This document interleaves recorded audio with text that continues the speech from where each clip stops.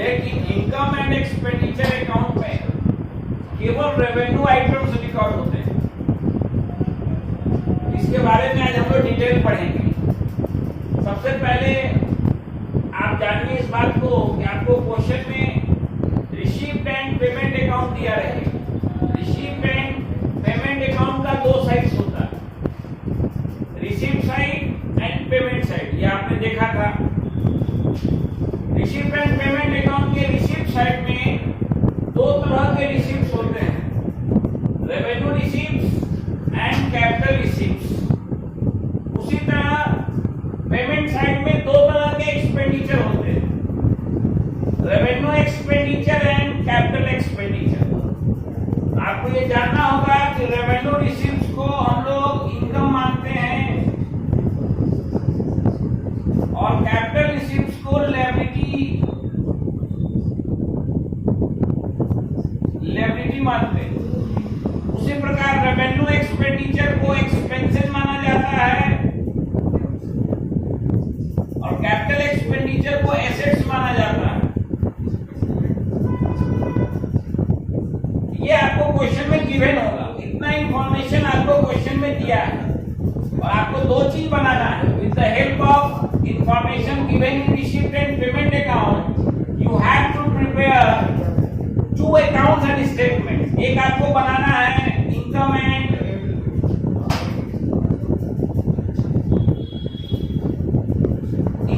Expenditure account, income and expenditure account.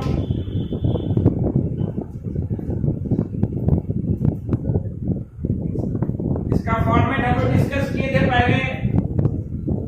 इसमें D R होता है, डीआर साइड में हम लोग एक्सपेंडिचर को लिखते हैं और सीआर साइड में इनकम्स को लिखते हैं। एक तो हमको क्या बनाना है, इनकम एंड एक्सपेंडिचर अकाउंट। दूसरा हम लोग को बनाना होगा बैलेंस शीट। ये आप लोग 11th में भी बनाए थे, ठीक वैसे ही बनेगा। बैलेंस शीट में कहीं कोई चेंजेस नहीं है, याद होगा आपको। इसमें डीआर सीआर तो नहीं होता था। राइट साइड को हम लोग एसेट साइड बोलते हैं और लेफ्ट साइड को लायबिलिटी साइड बोलते हैं। ये दो चीज हम लोग को बनाना रहेगा। With the help of received and payment account, we have to prepare first income and expenditure account and second balance sheet. तो अब हम लोग जानेंगे कि आइटम्स कैसे प्लेस होंगे। तो रिसीव साइड में हम जानते हैं कि दो तरह का रिसीव्स है, रेवेन्यू रिसीव्स और कैपिटल रिसीव्स। रेवेन्यू रिसीव्स को इनकम मानते हैं। इन तमाम रेवेन्यू रिसीव्स को हम लोग इनकम एंड एक्सपेंडिचर अकाउंट के सीआर साइड यानी इनकम साइड में रिकॉर्ड करेंगे। लेकिन कैपिटल रिसीव्स को लायबिलिटी माना जाता है, इसलिए जितने भी कैपिटल रिसीव्स हैं उनको बैलेंस शीट के लायबिलिटी साइड में प्लेस करेंगे। जहां तक पेमेंट साइड की बात है तो आप जानते हैं कि इसमें दो तरह के एक्सपेंडिचर है, revenue expenditure and capital expenditure. Revenue expenditure को एक्सपेंसेस माना जाता है, वो इनकम एंड एक्सपेंडिचर अकाउंट के डेबिट साइड यानी कि एक्सपेंडिचर साइड में आएंगे और कैपिटल एक्सपेंडिचर को एसेट्स माना जाता है, ये बैलेंस शीट के एसेट साइड में आएंगे। तो इस डायग्राम को देखने से आपको क्लियर होगा कि जब तक आपको रेवेन्यू और कैपिटल आइटम का डिफरेंस या उसका आइडेंटिफिकेशन नहीं पता है, आप इनकम एंड एक्सपेंडिचर अकाउंट से क्वेश्चन को सॉल्व नहीं कर पाइएगा। यदि गलती से रेवेन्यू रिसीव्ड जिसको कि इनकम में दिखलाना है, आप उसको गलती से लायबिलिटी में दिखला देंगे, या जिसको लायबिलिटी में दिखलाना है उसको आप गलती से इनकम में दिखला देंगे, तो आपका पूरा क्वेश्चन गलत हो जाएगा। तो हमें अच्छी तरह ये कॉन्सेप्ट होना चाहिए कि विच item is revenue and which item is capital, तभी इसके बाद हम लोग इस चैप्टर में आगे बढ़ पाएंगे। तो मैं उस बोर्ड पर आपको दोनों का डिफरेंस बताऊंगा, जिससे आपको ये पहचानने में आसान होगा कि कौन आइटम रेवेन्यू है और कौन आइटम कैपिटल है। तो हमें अच्छी तरह ये समझना होगा कि विच item is revenue and which item is capital. सबसे पहले हम लोग एक्सपेंडिचर के कंटेक्स्ट में इसको समझेंगे। What is the difference between revenue expenditure and capital expenditure. इससे हमें इसका डिफरेंस भी पता चलेगा और आइडेंटिफिकेशन भी पता चलेगा। एक तो हमें ये पता ही है कि रेवेन्यू एक्सपेंडिचर को हम लोग एक्सपेंस मानते हैं और उसको इनकम एंड एक्सपेंडिचर अकाउंट में डेबिट करते हैं, और कैपिटल एक्सपेंडिचर को हम लोग एसेट मानते हैं और इसे बैलेंस शीट के एसेट साइड में हम लोग प्लेस करते हैं। तो इसका पहला डिफरेंस है कि revenue expenditure are incurred in normal course of NPO.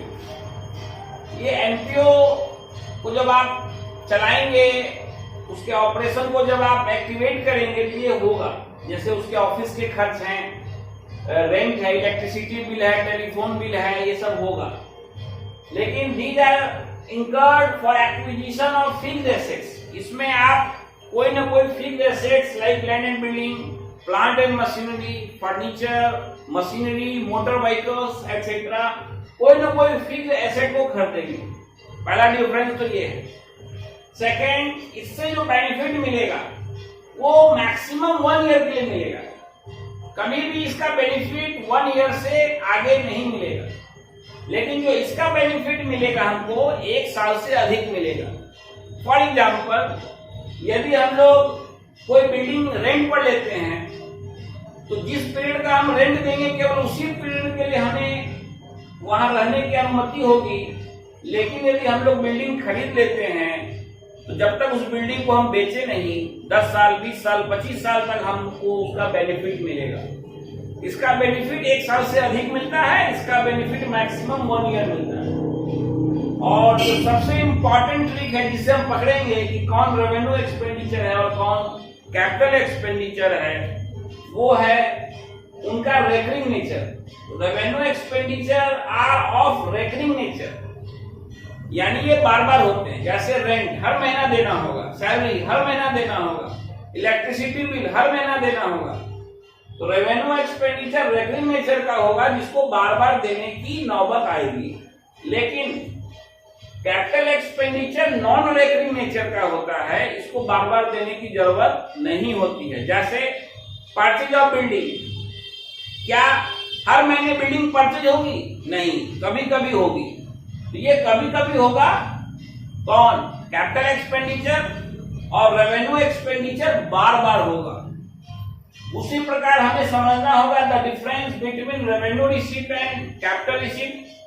All revenue receipts are treated as income and credited to income and expenditure account, and all capital receipts are treated as liability and are shown on the liability side of the balance sheet।